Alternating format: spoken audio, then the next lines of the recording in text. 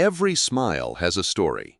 At the Faculty of Dentistry, Lincoln University College, Malaysia, the dental photography workshop was conducted to give students real skills they can use in daily practice. The day began with a warm welcome from the Dean of the Faculty of Dentistry, Professor Dr. Rasheed Abdulsalam. His message was simple. Dental photography is not just about pictures.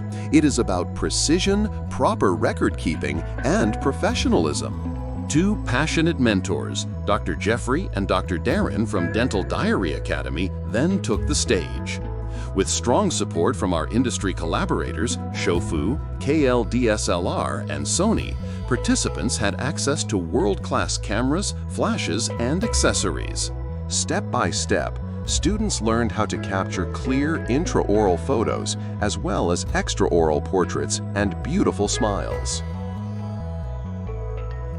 With hands-on practice session, every student had the chance to try, make mistakes, and improve.